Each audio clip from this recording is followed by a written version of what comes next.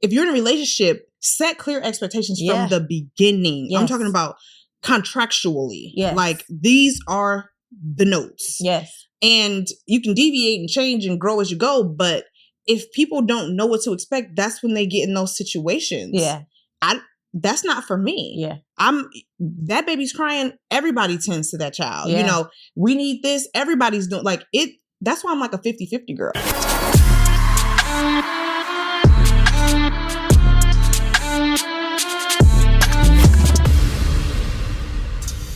What's up, guys, and welcome to another episode of It's Giving. I am your host, Sarah Fontenot, and if you have not yet, hit that little button below, get subscribed, hit the little bell so you get a notification with each new piece of content.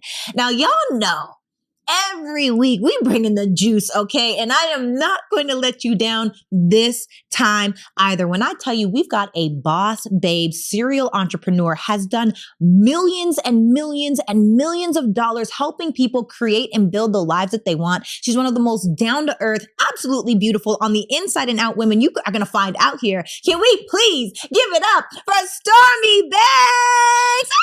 Yes!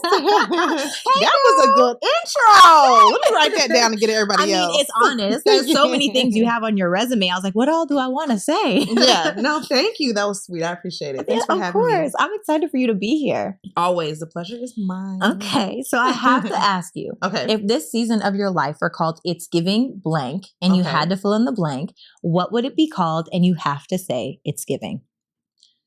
It's giving grace. Oh, that's where I'm at. Break that down. It's giving grace for me. So for me, I've just been through so many things. Yes. And I've been able to really understand the grace that has been given to me. Yeah. And I'm giving that to other people. Yes. Right. I'm like in a season where, you know what?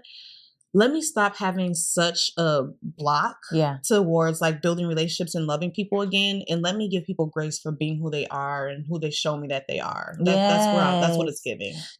Was that hard for you to get to that place? Oh, girl, hard. I'm still struggling today. Okay. Yeah, no, seriously. Every day is me trying to constantly push the levels of who I believe I am and who I know that I can be. And it never gets easier. It just, you get better, but it never gets easier to do that work. So I'm constantly like digging through the shadows of all the demons to try to get to that point. Yeah. You know, I can totally relate where like, for me, it's the grace of giving grace to other people when you feel wronged. Say that word. That's a season that I'm in right now. And just being like, you know what? It's okay. I got to go back. We were talking earlier about the book, The 4 Agreements. And one of the agreements is don't take anything personal. Yes. And so it's like, okay, it's all good. I love that book. That book definitely has some good points, you know, to live by as a livelihood. Because for me, when I feel slighted, that's like, oh, who the you think you talking to? Girl. Like, that's one of them things for me, you know? Yes. And so I really do have to be like, you know what really was the intention behind this? What were they really trying to do something to me? Or are they busy? Are they traveling? Like, what's really going on? Yeah. Because I don't want to take it personal. Yes. Because when I take it personal, that's when the dog that's when the devil comes out. Yeah. Girl, it's them two little people sitting on your shoulder. I'm trying to tell you. That angel disappears. It's like I heard that comment. What they say, you know, Michelle Obama says, when they go low, you go high. No, when they go low, I go basement. We going to hell. We lighting it on fire. Okay, we let it burn. And so that has been a lesson for me because, you know, being I'm successful or being a person that's on the limelight, and I'm really talking about you, successful in the limelight. I feel like that also comes with a high level of attack. Say that word. How do you get around that? Say that word. Attack comes daily from different places that you wouldn't even expect. Yeah. Customers, friends, collaborations, work, family, money be attacking you sometimes. Girl. You know, so with that being said, how I deal with it, honestly, the best strategy that I've been keeping is like staying true to fasting. That's been like my go-to thing to do constantly because I feel like the more clear that I get, the more I can make conscious decisions. Yeah. Because I feel like distracted people make bad decisions. Ooh. And for me, I just try to get in a place where I'm not having distractions of like, oh, I'm drinking or I'm going out or I'm, doing this or, just stuff that just doesn't serve me making conscious good decisions. Yes. That's my go-to vibe. So when you fast, do you do like during the day, you fast like 4 days? How do you fast? Water? Is it just certain foods? Is it social media? Because I think some people think that fasting just means you don't eat from this time to this time, only drink water. But sometimes we need to be fasting from social media. Absolutely. We need to be fasting from the thing. Obviously, it's what you actually, your desires. You need to fast away from the natural fleshly desires. Mm-hmm. What does your fasting look like? It's been different for different periods. So I think it depends on the gravity of situations that that will make me be like, no food, no water, locked in. Sometimes it's okay, just no food, water, like I'm doing more sunlight, more activity offline. I haven't done a social media fast before because that's like a business thing. And I'm I gotta keep the livelihood. But mostly it's been just no food and just water has been a good baseline. Yeah. Yeah. Have you ever, speaking of social media, have you ever wanted to disappear off of social media? Girl, today. Yesterday. Call it gone. I'll be like, let's book the flight to Bali and be out. You hear me? No, for real. Yes. I will leave any day, anytime. I'm working on that. Yes. Absolutely. Yes. I literally feel like don't get me wrong. I don't know what it is, but just most recently, it's like social media feels more like a task. Mm-hmm. Mm-hmm. Even when I scroll, and maybe it's because, in my explore page, it's like cats and dogs. Really? Oh God, girl. Yes. It's cute and it's like wholesome things and people getting married and pregnancies. Like it's cute stuff, but and it's mindset and, the encouragement videos. But sometimes I scroll and I'm like, I could be doing anything else. Right. But then I'm also addicted. And so I'll put my phone down and then I find myself picking it back up 3 seconds later. And then I'm back to like, how do you balance the work and the business and the career woman that you are? Because you have literally, like, you are the grants queen. Hello. You have helped thousands of people get grants, creating millions and millions of dollars. How do you balance that you and the personal you? I wish I could come on this podcast and like give all this great, amazing advice, but in all actuality, like I'm working on it. Yeah. Like I don't feel like there is a balance to be had. Yeah, no. I feel like right now my company is only 3 years old and I'm killing it. And that's because of over obsessiveness. Like I am so obsessive over every detail and aspect. And that's not healthy for me. And I've been in therapy about it. And, we're trying to like find new creative ways outside of work to get back re-involved with like who I really believe I am and like who I was before like some tragic incidents that I've been through. But since starting Pink Print, I've just been so obsessive. I don't have any balance, to be honest with you. Do you desire balance? Yeah. And I don't know if it's going to be balance in a traditional sense of like, okay, I have a everyday schedule and this is my life every day looks the same, yada, yada. I don't think it's going to look like that. I think it's going to look like, whenever I feel like I'm getting a little burnt, that's when I find the balance. Yeah. I think it's going to look like that for a while. Yeah. Yeah. So you said a few tragic accidents. So aside from being obsessive about your work, and honestly, that can be a good thing. You've got the levels that you've reached is crazy. It's been beneficial. Yeah. You've got to be obsessed in order to reach what you've done. Yeah. But you said incidents that you've had done before that kind of took you out of who you are. What does that mean? Yeah. Before I was, doing what I do now, I was a hairstylist, right? I had dedicated my whole life to becoming a hairstylist, and COVID really threw a wrench in that plan because New York was all the way shut down. Like you couldn't do anything outside of jobs that were necessary. And so I went down to Tennessee because it was still pretty open. And I was doing hair and I was building up capital and saving up because I was going to open a salon in Atlanta. And I was telling my friend, I had a best friend known for 10 years. We went to high school, everything together. And later on, after like telling her, hey girl, I'm in Atlanta, look at these spaces I'm looking at. I came back home to the apartment we were living in. The locks were changed. I was trying the key, wouldn't open. I'm calling her. She's not picking up. Immediately, I'm already in my head like, what could have caused, right? Yeah. Like there's something happening where I know this is happening. I had $50,000 in cash from tips that I had saved up sitting in my closet. She knew about everything. I was like super transparent. So I ended up kicking the door down. Yeah. Right? Neighbors call the police, whatever the case may be. I go in. The money's gone. Money's gone. Can't get in touch with her. The police come and they're like knocking on the door that's broken down. They're like, somebody in here? And I was like, yeah, it's me. You know, I wasn't on the lease because I had just came from New York. You know, we didn't re-sign the lease. And so they called her. She came and was like, I don't have that girl money. And it was a whole thing. Best friend of 10 years. The betrayal. After that, I had never had anything like that happen before. Because my family were really close knit, and we just don't move like that. Yeah. And my family is really kind and sweethearted. And so having that happen was like my wake up call to like, oh, this is what people are capable of. And I didn't know why. I kept asking why. Like, what did I do? Ooh, I'm getting there. I literally was like, what did I do? What did I do? Did she ever come clean about that? No, I haven't talked to her since. I haven't seen her since. And oh, don't make me cry. Here you go. Oh, you got one. I feel like a lot of the times inside of, especially inside of life, we hear a lot about breakups inside of relationships, so we don't think about friend breakups. And those are some of the worst, especially when we've been slighted in that way. How, number one, did you get over it? Because $50,000, that's a lot of money.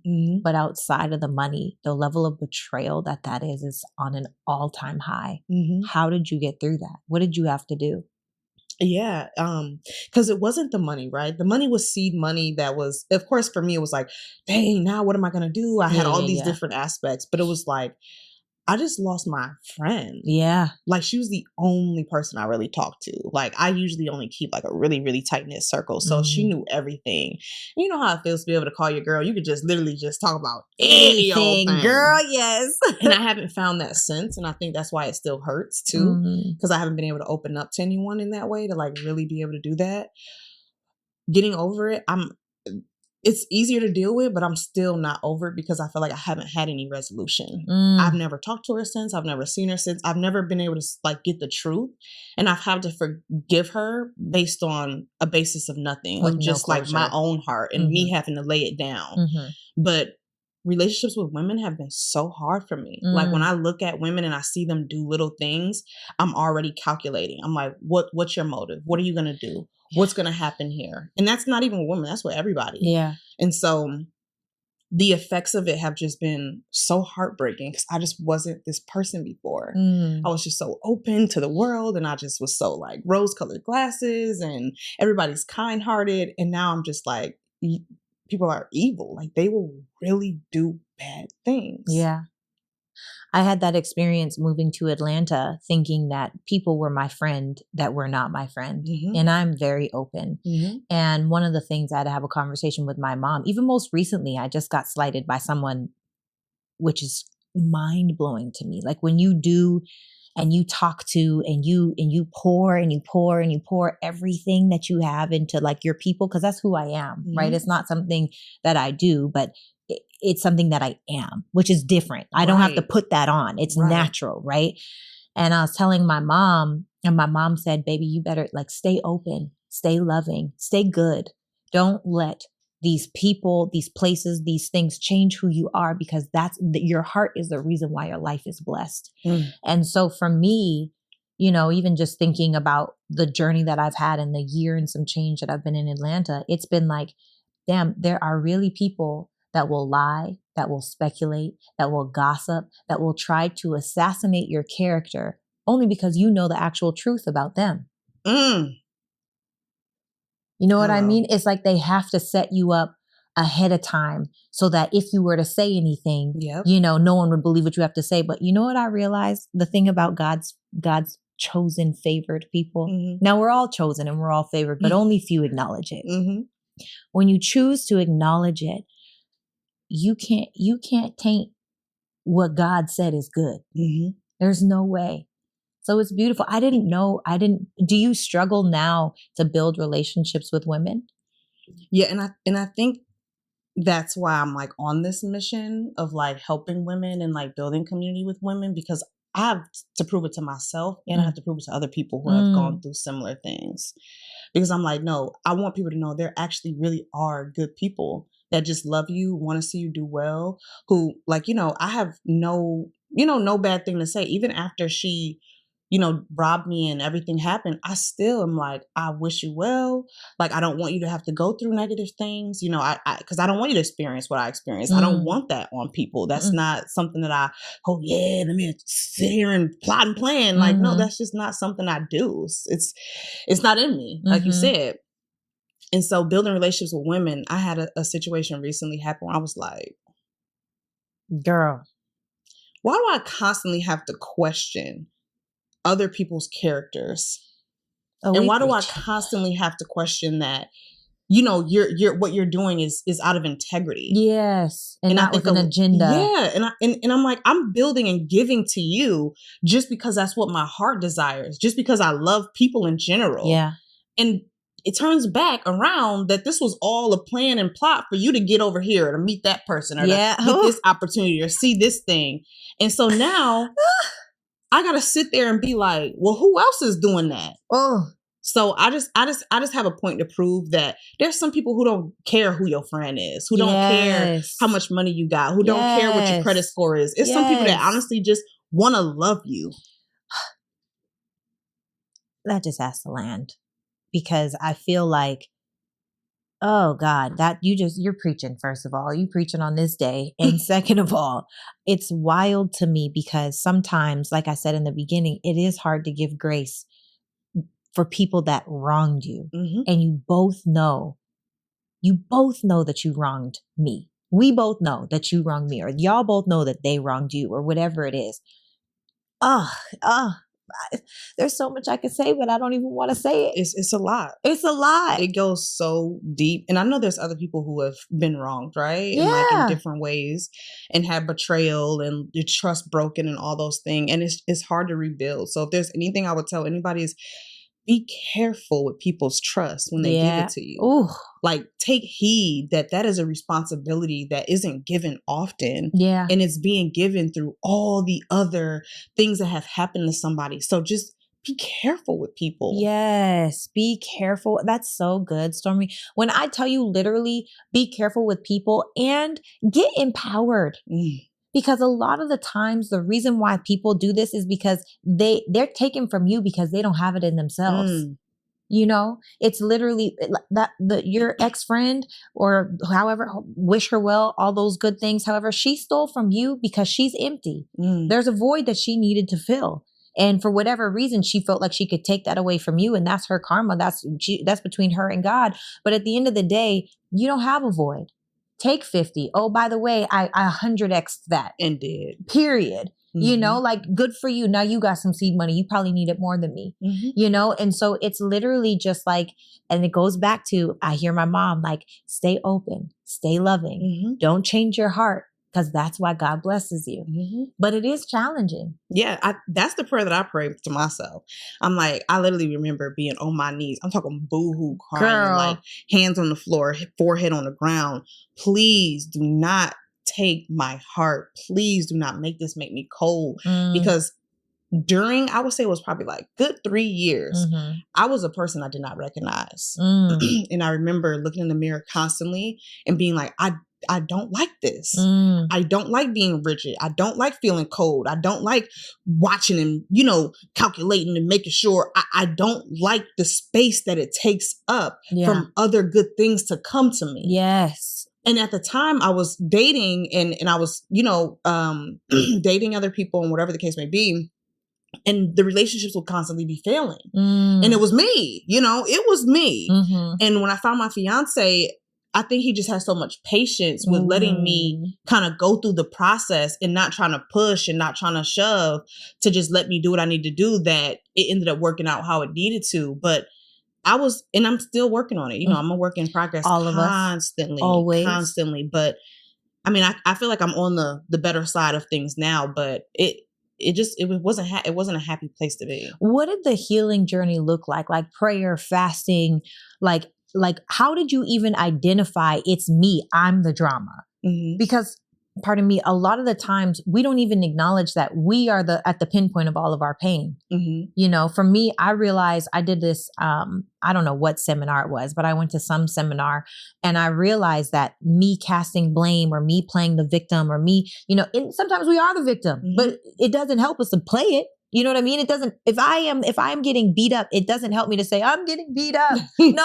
fight back. That's the only way to be a victor, right? Absolutely. How did you even get to a place where you are self-aware enough to say, I don't like this version of me and something needs to change? And then what did you do to change it? I knew it immediately. Really? Oh yeah, immediately. Because I had never gone through anything like that before. And I felt the shift in who I was immediately. I knew I had shifted and I hated it because I was so in love with who I was prior to that. I'm like, oh my goodness, you're a good person. You do your thing. Mm-hmm. And so what came out of it was just, you know, I became financially successful. Mm-hmm. And I was like, but this isn't even what I like strived to be in life. Like, honestly, I was like, I wanted to be Jody's mama in my garden, chilling, like, you know, doing all that type of stuff. But I think I went to therapy and my therapist was like, you have to let that person go. Yeah. She said, unfortunately, things have happened to where now you are a new person. And she said, you have to accept the good and the bad that comes with that. Yeah. And so she said, the good thing after trauma is that now you have a full, wide open landscape to create who you want to be. Mm-hmm.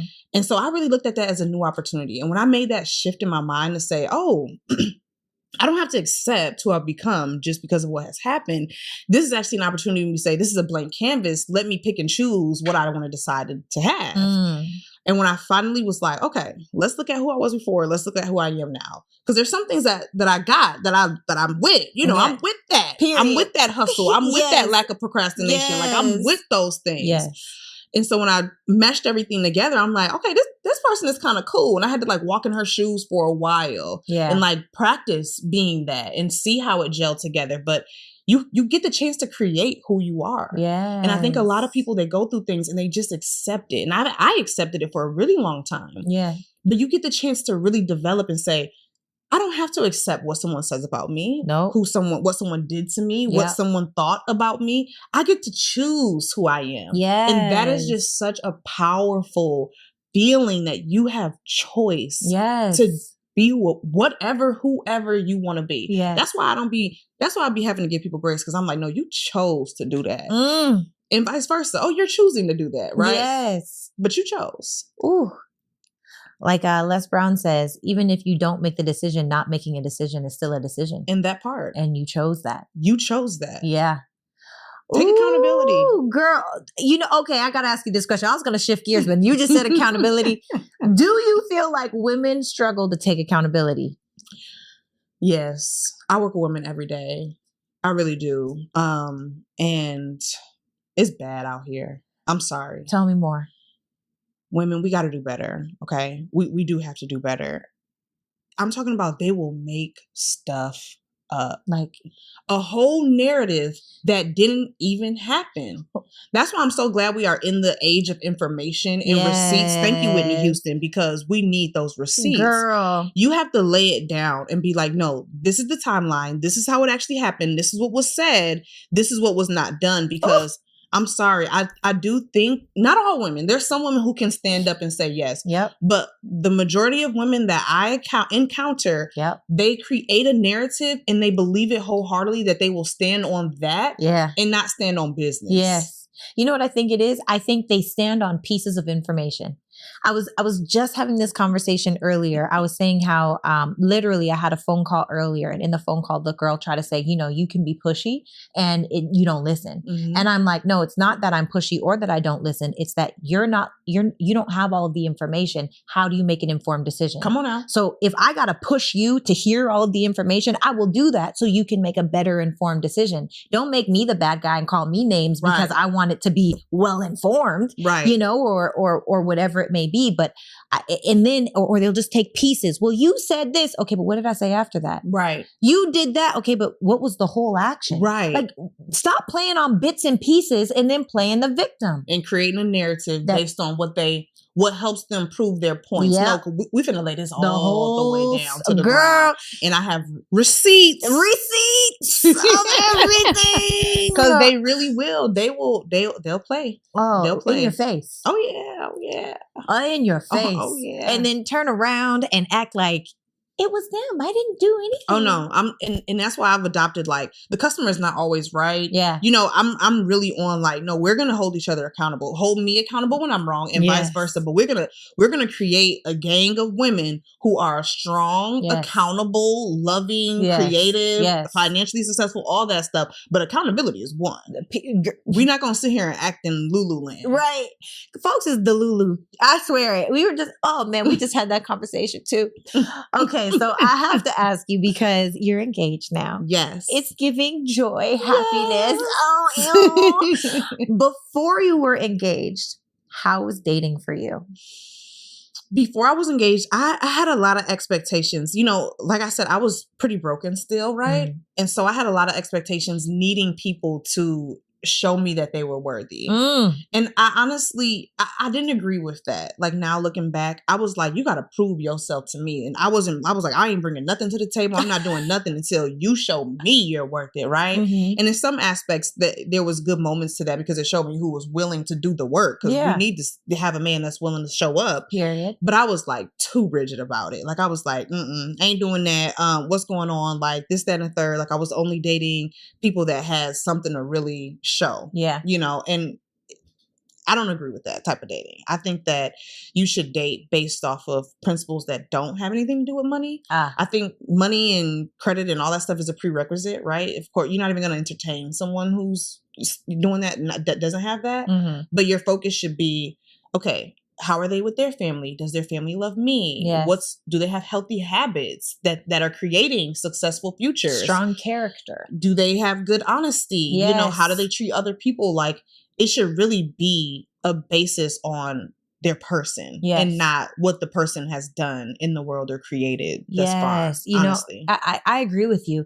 I feel like right now there's like two separate worlds. There's this world where women are like, take me to Bora Bora, buy me a bag. Day one. Literally day one. And then there's this world where people are like, I really want to get to know you. Like, you know, the good women, these people are usually baddies. These people don't maybe not believe in the most baddie things, whatever they may be. But it's like, where's the middle ground? You know, like I feel like more women are dating to date instead of dating with intention to actually become something. Yeah. And I think because they want to get everything that comes with dating someone, the dates, the potential clothes, the bags, the trips, all of this, right? They're dating multiple men to have multiple gifts. Which is wild. That is what I think the problem is. It's not dating like, oh, I'm dating multiple men because I actually want to find a life partner, or I want to find my next exclusive situation or my open, whatever it is. They're not dating for that.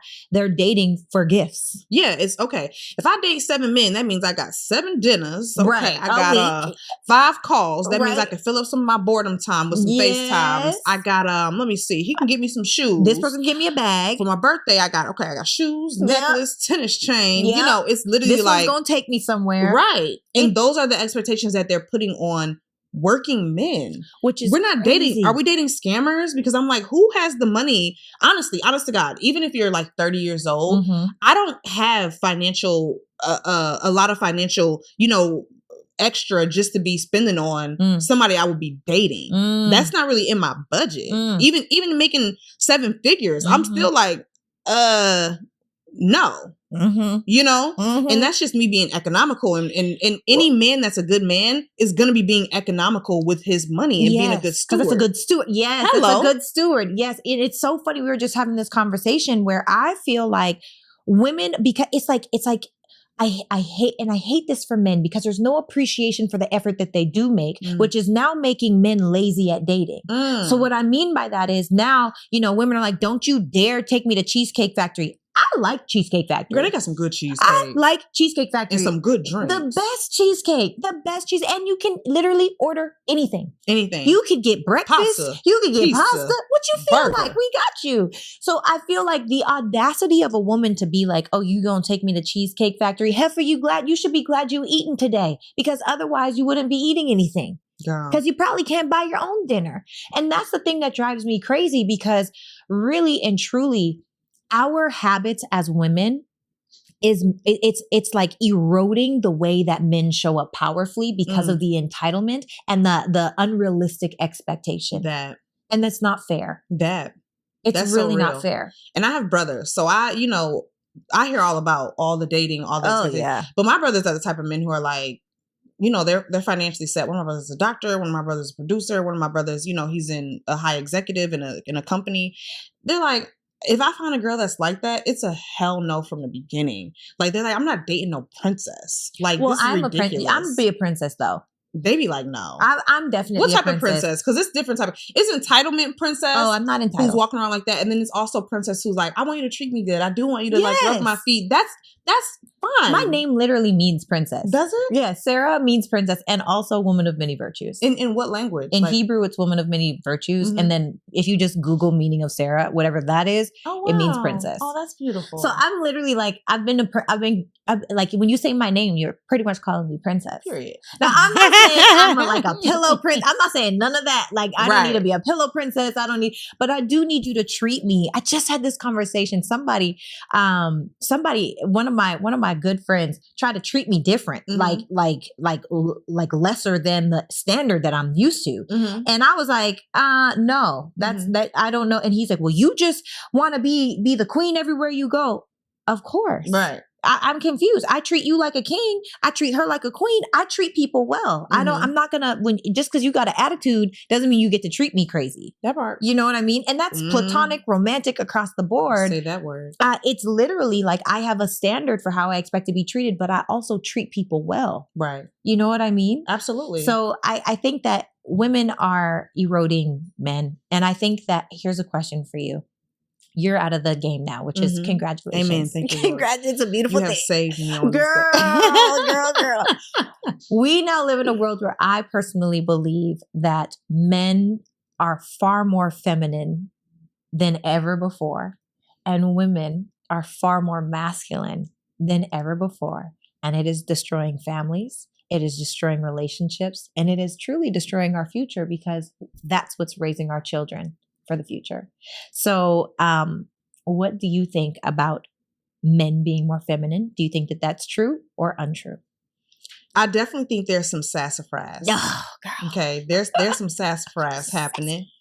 But what I do think is that women are just using it as a scapegoat. Oh, as soon as they don't get their high expectations met, it's, you must be gay. Oh, you're a sassy man. As soon as one thing where they don't want to be held accountable, you're sassy. No. Absolutely. No. I see it too often. And I'm just like, it's kind of getting a little ridiculous for me. Right. So this is new. It's getting ridiculous for me, because it's like, you berated that man. Oh. You expected that man to literally do so much for you before he even got to see what you look like without makeup and a wig on. Ooh. And now he's sassy. Well, how could he not be? He dating a drag queen. Oh, we dead today. We sniping today. That's what we doing. Because it's getting ridiculous. It really is. Stop berating our men. If y'all want them to be good men, treat them like good men. Have appreciation. Thank you. It literally goes back. That's what it's ridiculous. I don't know. I haven't experienced. I haven't. When I think of women that are berating men and being like, oh, you're sassy, I haven't heard that happening. I haven't. I've experienced seeing men be more emotionally dysregulated. And to me, that's just more feminine, because it is. Feminine is flow. Masculinity is grounded. It's rooted. It's strong. It's decisive. It's not emotional. It's more logical. So on the spectrum of masculine and feminine, it's more of a feminine trait to be emotional. Now, if a man can't provide you with a gift that you want, or he's not enough, or he doesn't want to provide you with, that's not sassy. That's either wise or you've got to earn it. Like, that's different.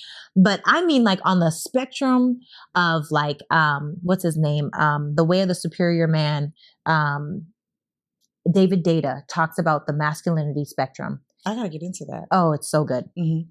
And he talks about how on the spectrum, a masculine man, even the most masculine man, will still have 10 to 20% femininity, because femininity, it's flow, right? It's nurturing, it's loving, it's caring, it's compassion. If anyone was just straight masculine, it would be the weirdest person on the planet. Like, so strange, has no friends, can't relate, can't talk to, no, like, it would just be like talking to a wall, right? And same with femininity. Feminine women and their divine feminine, I'm talking about divine masculine and feminine, should still have 10 to 20% masculinity, right? Okay. Because now there are times where we have to be decisive. We have to be clear. We have to be, you may come across as aggressive or whatever it is. We have to be grounded. We have to be rooted instead of like fluffy and flow and happy and nurturing and wrath and all of these moving things. So I mean, like, when I think of feminine men, I think of a feminine man is a weak man. Mm-hmm. Because he's emotionally dysregulated. What do you think? Which is not to be confused with vulnerability, and not to be confused with being open and honest, because vulnerability is beautiful. I'm talking about a reactionary man.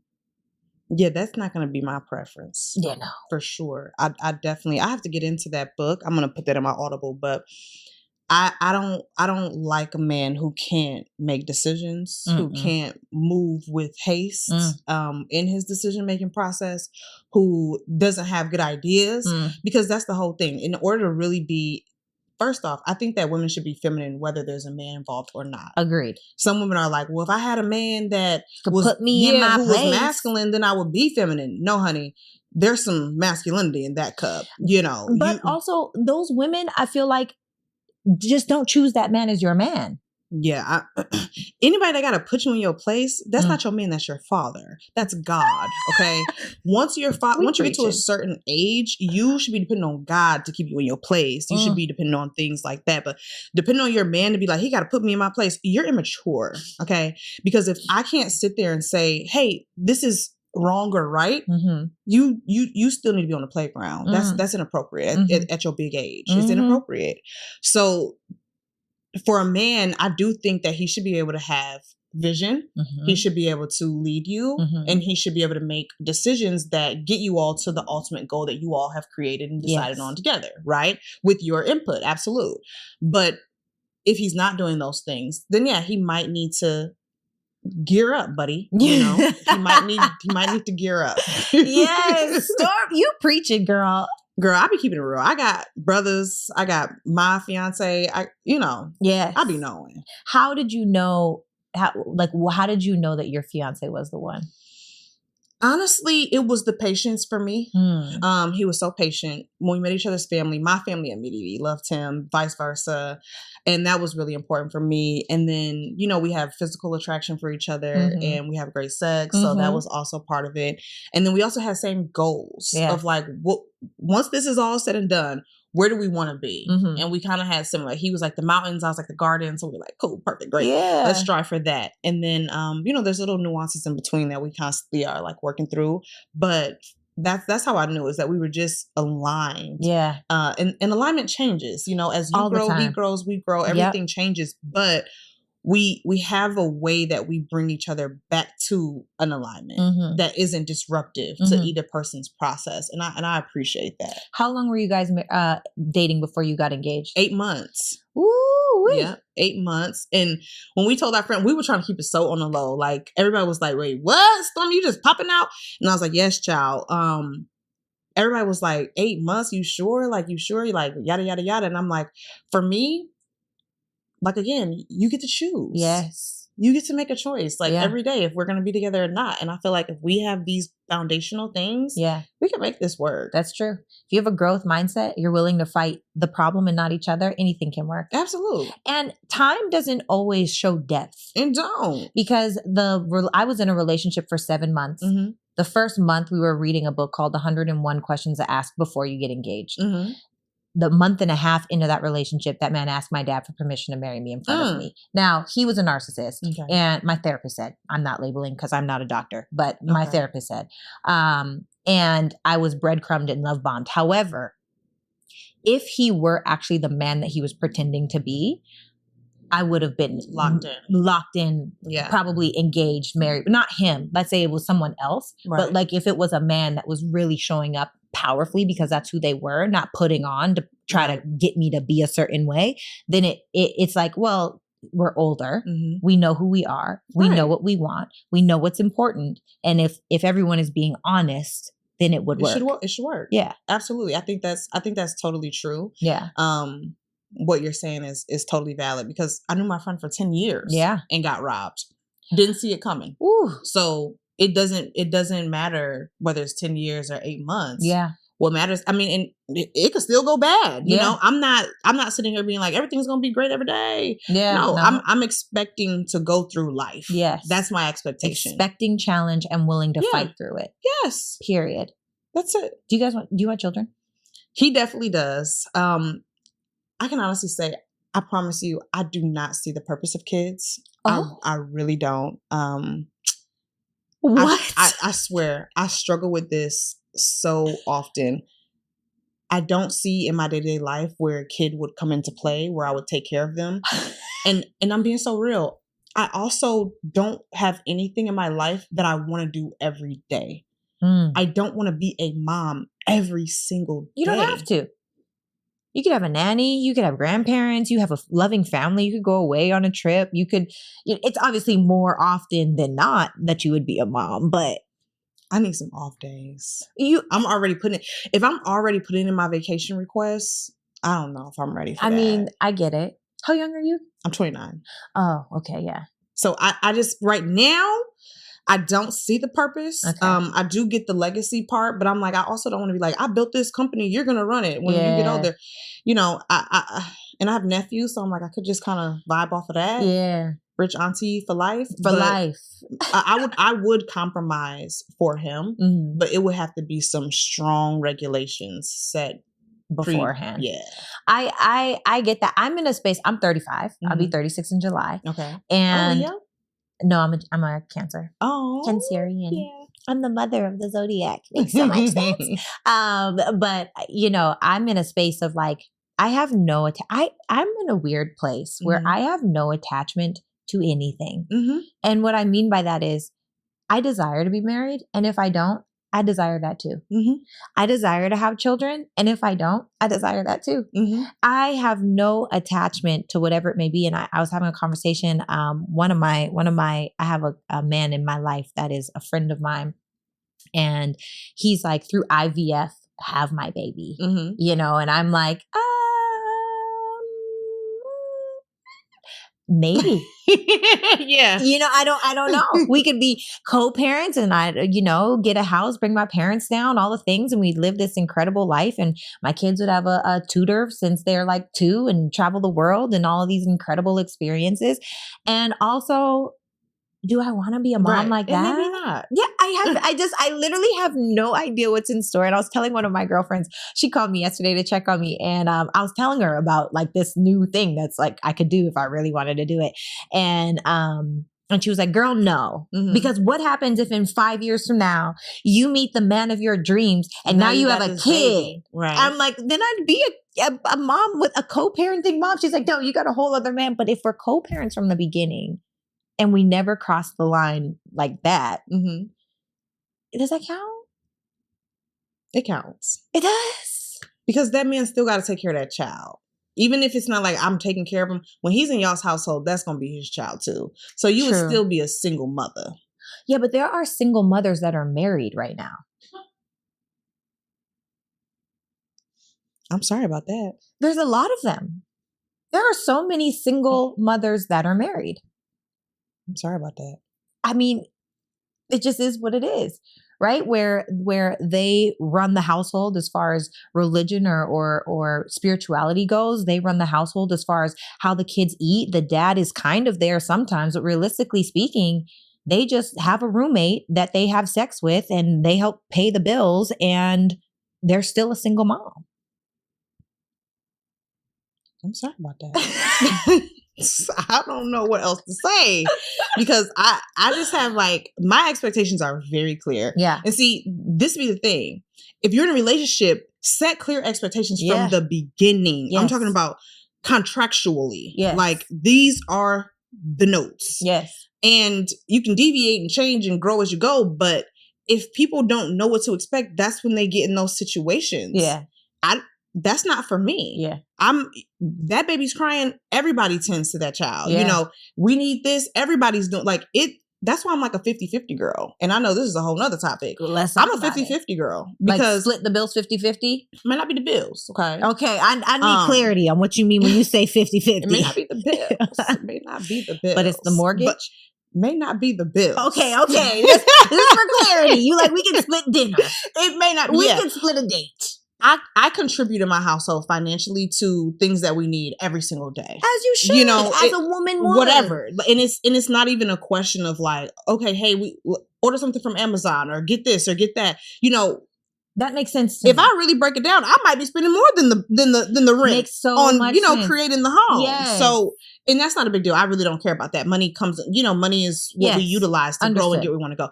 But 50-50 in the sense of, we're equally growing. Mm-hmm. We're equally tending to the home and the chores of the home. Like, that's your laundry. Get it. We're equally making sure that we're keeping the house clean. Yeah. There's no reason why I just cleaned up the whole house and now there's pots in the sink. Yeah. Absolutely not. That needs to be handled. Yeah. I expect for us to coexist in the house so that everyone in the house is comfortable. Why do I have to walk around after just mopping and now your shoes is on the middle of the floor? Do you wear shoes in the house? Sometimes we do. Oh. You don't at all? No. Yeah, sometimes we do. Those are fighting actions for me. For real? Yeah. Oh, dang, I wore my shoes in your house. No, it's okay. I feel like, okay, do you cook? Yeah, I like to cook. Do you believe that women should cook in the relationship? I feel like whoever's good at cooking need to be cooking. Whoever gonna make that food taste good and be nourished, cook that food. Yes. Because if you're a woman and you cooking rice and chicken bland every day, I don't want that. Right. And vice versa. If my man can't cook, we might need to get some cooking lessons. Yeah. And that could be a fun activity that y'all do. That would be so cute. Absolutely. Hey, like for your birthday or for whatever, Tuesday. Yeah. I hired a chef. He's going to do a cooking class. We're going to learn how to chop up some vegetables. Yes. Right? Sushi. Like, get people some skills. Yes. Learn some skills. Because if we have a child together, I'm thinking, okay, if anything happens to me, can you manage this child? Yeah. If I'm on vacation, can you manage feeding this child the balanced diet that they're used to? Yeah. Everybody should be equally yoked. Yes. It ain't somebody, it's cooking. Yeah. Just do what needs to be done. Period. That's literally it. So I feel the same way as you. I don't believe in paying bills. I don't. Like, every relationship I'm ever in, I don't pay a bill. Mm-hmm. We don't even live together and I won't pay a bill because I don't believe, like, that's because we're working towards marriage, right? If we're working towards marriage, these are the roles that get to happen. Mm-hmm. If you want a me, if you don't want a me, I understand. Sure. Everybody don't want a me. That's absolutely fine. And I'm okay with that, right? Mm-hmm. However, I feel like when it comes to trips, I'm a big gifter. I love to buy gifts. I love to do it probably costs me way more. I'm telling you. Way more. If I'm booking, I'll book everything. Let's just go. Let's hang go out. On this trip. Let's do that. That was more than the rent. Period. Honestly, we might be better off just paying the rent. Oh my God. Truly. But I feel there's just something about me that feels like the level of provision is like sturdy. Now, that being said, if anything ever goes to hell, we got us. Right. That part. Yeah. I think I do expect my men to, like you said, be able to provide. Yes. I think that's baseline. Just, hey, do that. Yeah. And then if you have a good woman, your woman shouldn't be using her money frivolously.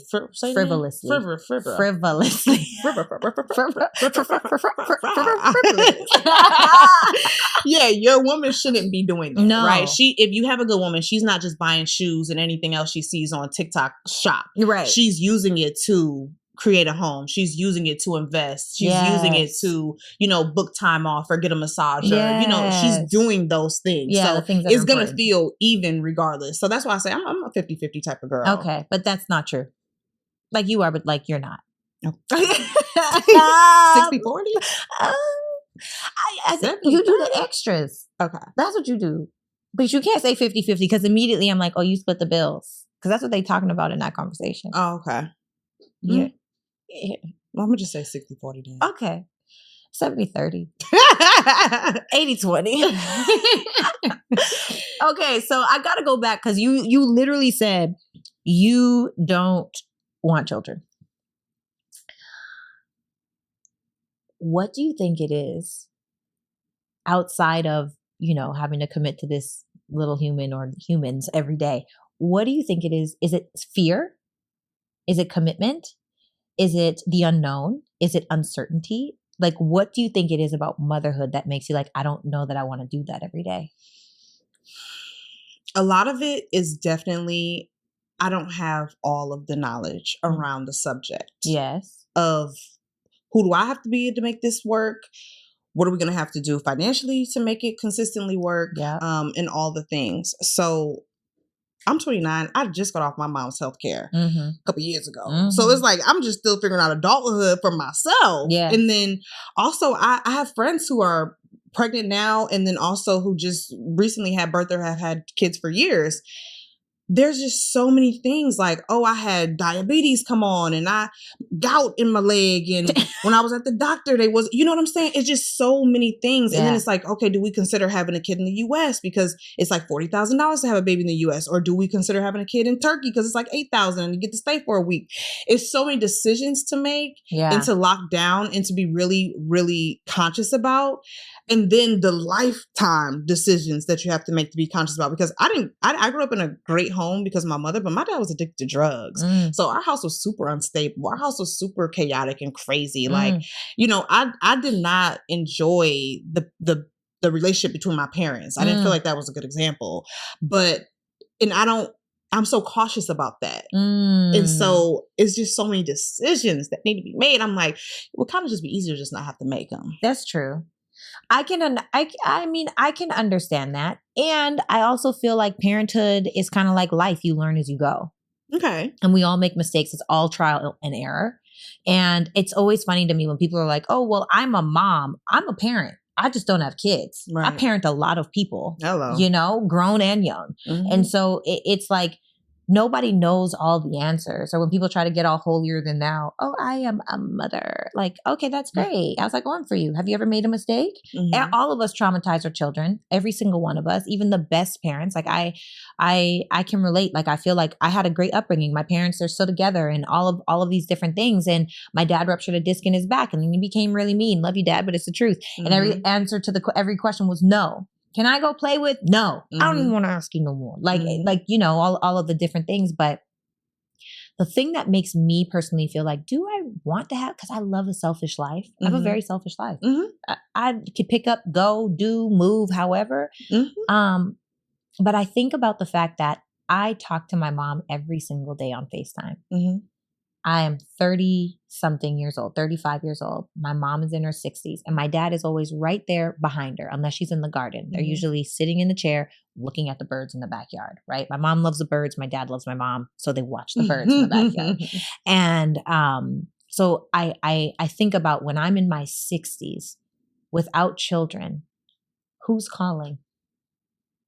I think that's the only thing I haven't wrapped my mind around because I know us as women, we are indoctrinated into feeling like we have to have kids to be more of a valuable woman. Mm-hmm. And that's just not the truth. So once you get out of the societal norms and the indoctrination of how we operate, and I really think of motherhood, where maybe if I surrogate, then would you ever surrogate a baby?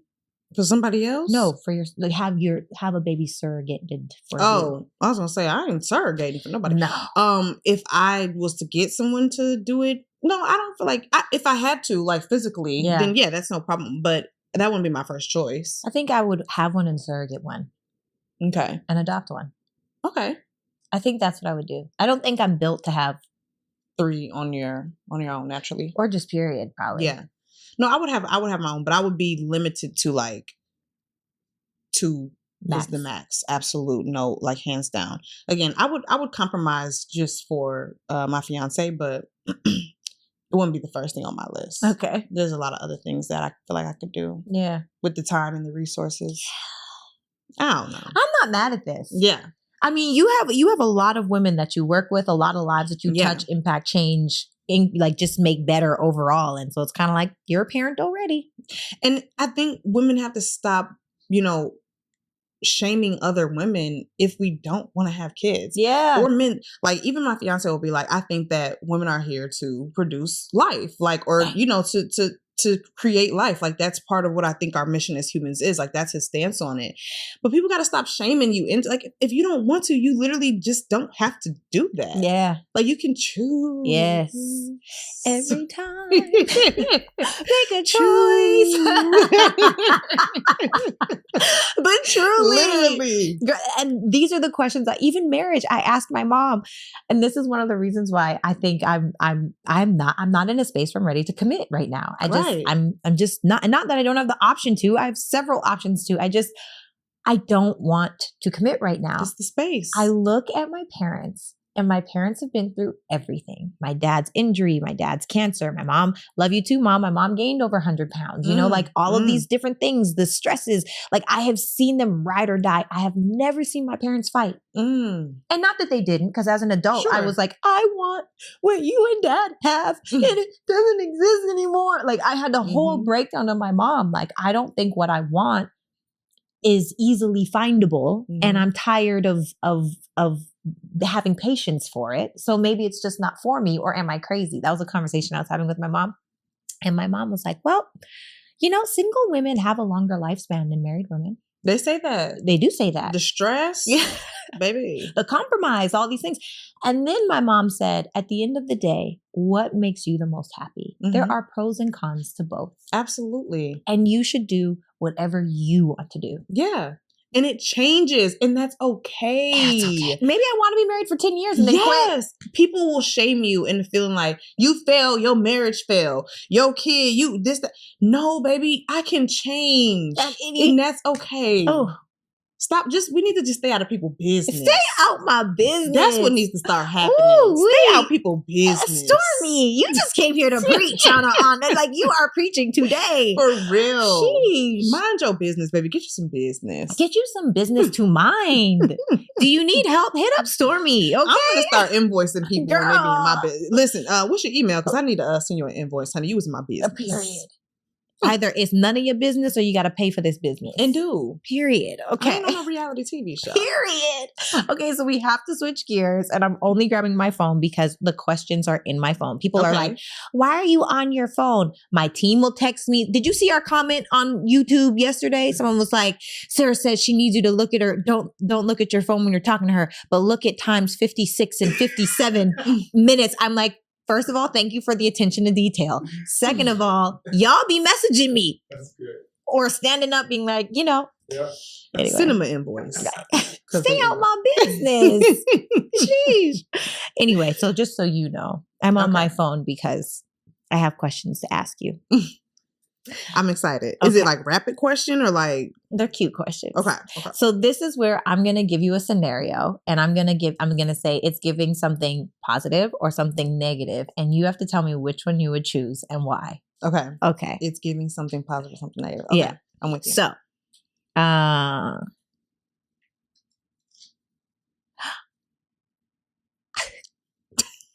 really want to ask a sexual question. I'm open. Okay. I saw this on a TV show, and that's why I wrote it down, because I was like, oh my God, you're not engaged if in this scenario. Okay. You meet a man and he is fine. He is smart. He is successful. He is just giving all of the good conversation, and it is going well. And let's say at a time where you're like, okay, you invite him over and he's like, I've been waiting for this. Ooh, and you ready. It's about to go down. And the first thing he does is he takes off all his clothes and lays on his back and puts his legs up in the air and says, I'm ready. It's giving hell no to the no. I thought hell no. Or it's giving, oh, this is a little funky and fresh. I never tried this before. Those are the options. It's giving hell no to the no. What? You ready for what? For who? I think you at the wrong house. I don't think you was ready for me. Do we know what we all working with right now?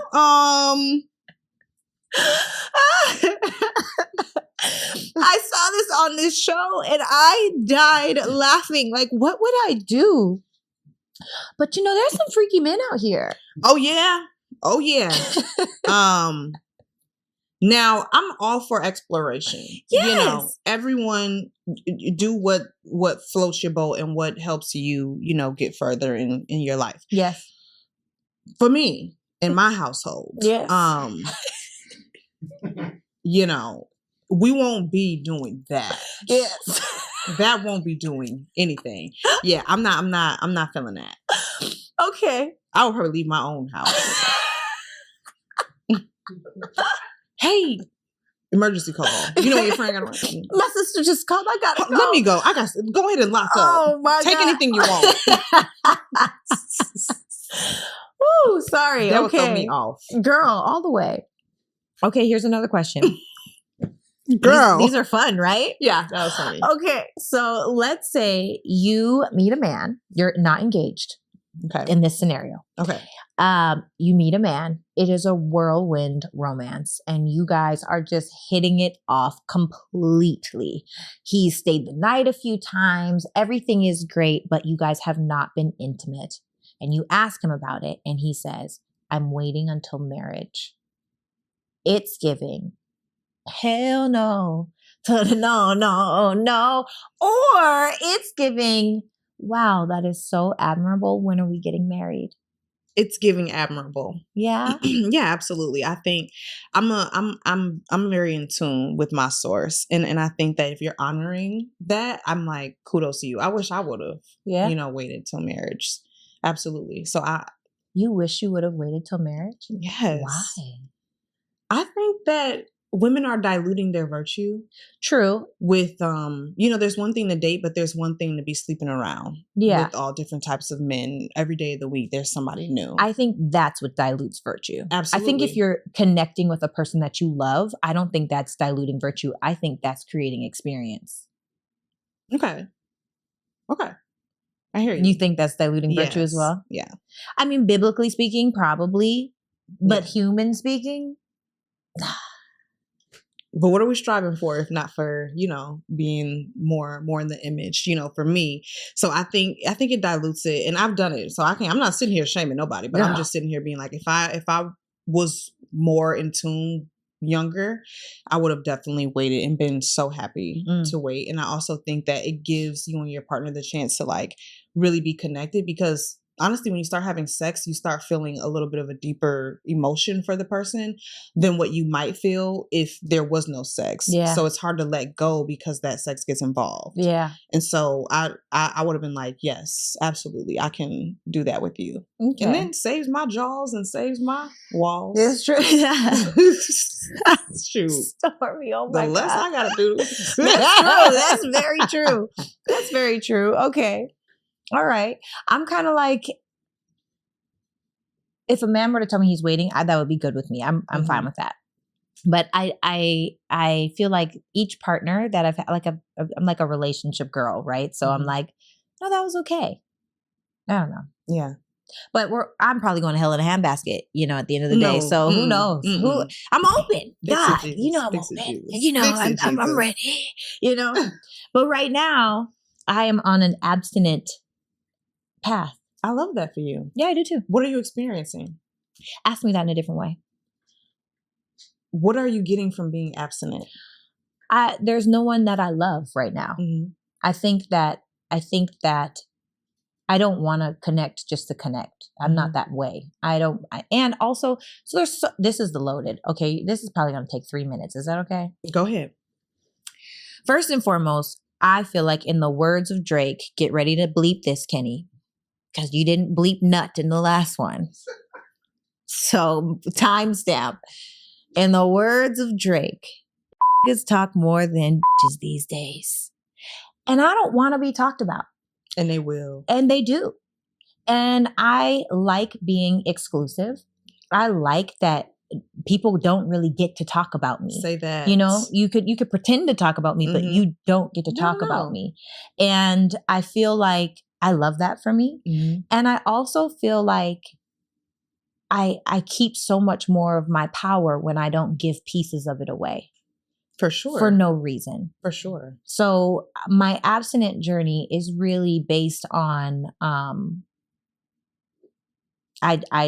not interested now, not to say I'm not dating and I'm not getting to know people and I'm not outside, but that part of me is reserved for someone that I really care about. Yeah. And I love that. Or love. And I think that's attractive. Thanks. And I feel like when you hear that from a woman, like you just know her good. Yeah. You know, like you just like, yeah, she got something. Because she cares about it. I care. You know, you getting your pH. It ain't off. You know, you're saving it. Like you and that to me, I think, you know, the hormones and the pheromones is what I think attracts men to women. Think so too. And so all of that is like marinating. Yeah, and it comes so your off you. attraction level is going up because you're saving it. Like I just think that's attractive. Yeah, I love that for you, sis. That's girl. good. And it's crazy because you know I've been in a couple of positions where it's like, oh, I could totally, and then I was like, no. And you know what else is crazy when I talk to girlfriends, because I have girlfriends that I tell everything. Yeah, right. They know all of the things, and they like, I don't know how you do that. Like I don't know how you can sleep in the bed with a man and not. Oh, it's easy. I close my eyes and go to sleep. Self-control. Yeah, it's giving. I don't want to share that part of me until I feel like when it comes to my body, I don't want anybody to be able to speak on my body. I think that's good. That was one thing that I was really cautious about. Like when I moved to Atlanta, I was like, I'm not going to be in these crowds, in the mix. You know, I'm not going to be mixing it up. I'm going to be very much about my business, on my business. And then when the right person find me, that's going to be the one. Like my fiance is the only person in Atlanta. That has even ever, you know, seen me naked or anything. So I'm like, I take pride in that. Yeah, absolutely. And I feel like he does. Yeah. Like he can walk around knowing he's not going to be in rooms. It's going to be like, oh, dog. Smashed her. That was good. Me and your girl was cool. Yeah. You know. No. Yeah, I don't want that. Yeah. I don't want that. And I don't want anyone to drag me. So I love that for me. And in this moment, and you know what else? It just makes men want you more. Absolutely. Oh my goodness. Come on, baby, put some work in. These men be jumping through hoops. The worst part is I need to put the hoops down because I have the space on there. But yeah, you gotta give them the hoops. Oh, they hula hooping. They hula hooping, girl. Hey, okay. Okay. Second last question. Okay. That's too funny. Okay, here we go. Your fiance.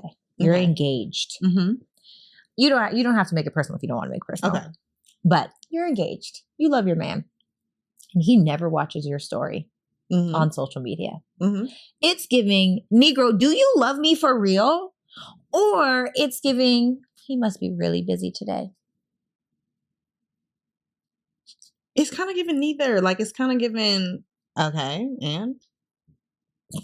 So you don't care if he watches your story? My page is like a business page. So it's not like I'm on there doing anything. And then everything that I'm posting, he's probably right there with me. You know, so it would be like him doing a replay on his life. So, you know. Touche if it's business. I feel like for me, if my man doesn't watch my story, like, I don't know how I would feel. I'd probably be like, are you expecting to like go through it and like all of them and like hard eyes the stuff? No. So you just want to see him in the views? I just want to see him. He better be in at least one view. For real? Yeah, because also y'all are together all the time. If I'm not with mine all the time, that would be different. You always keep up with me. Yeah, you better know what I'm up to. I don't care if I just told you on the phone, hey, baby, I'm about to go shoot. I got to do this. I got to do that. Blah, blah, blah, blah, blah, blah. Okay, great. And also, watch my story. It. Yeah, like, oh, I see you. See what I'm doing. You didn't see my outfit. You didn't know how my hair was today. I'll be switching it up, you know?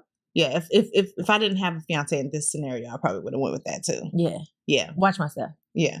I would like you to watch my stuff.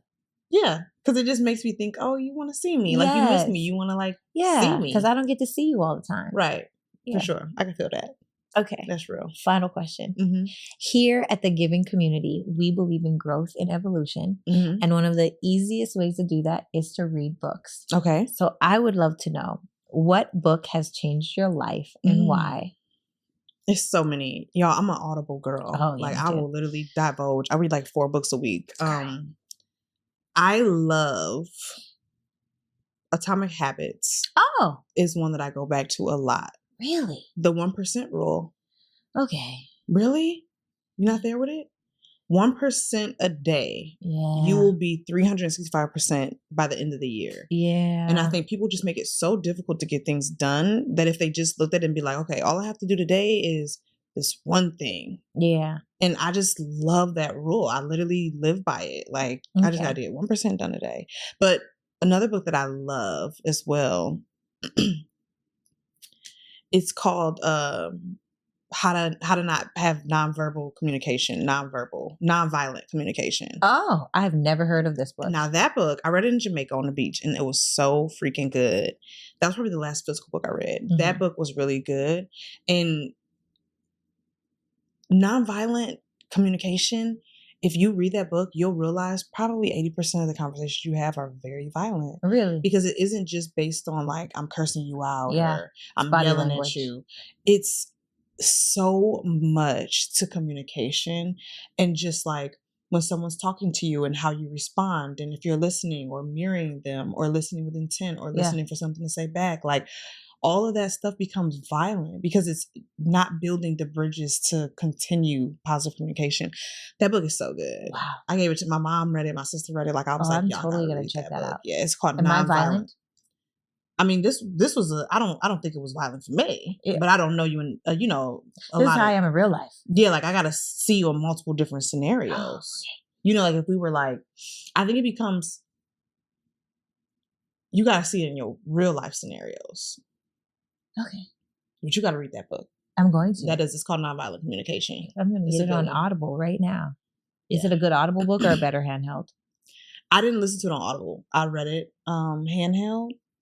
So I don't know the Audible experience. Nonviolent Communication. Marshall Rosenberg. Yeah. That was a good one. Done. That was a good one. It'll help you in so many other aspects of life too. I love a good book. Right now I'm reading The Art of War for Women. So good. Okay. Because our biggest tool that we have in our toolbook is our femininity. Mm-hmm. And especially when it comes to war. And the best way to have a war is not to have one. Hello. So it goes through, us being women in our feminine and all the cool things. I have loved having you on this show. This was actually fun. Girl. Which I expected it to be. Yes.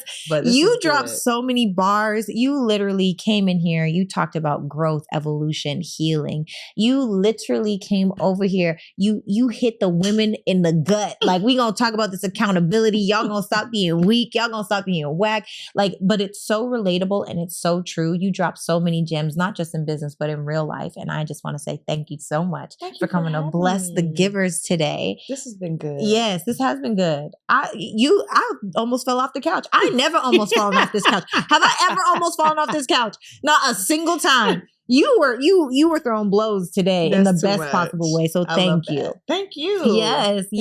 And guys, thank you so much for joining this episode. If you like this or want more of this, let us know in the comments. Make sure to hit that button, get subscribed so you can see the content, and hit that little bell so you get a notification. Might as well, right? And if no one has told you today, you are freaking phenomenal. Bomb.com. Nothing can stop you but you got to do something about it. Thanks, guys. Mwah.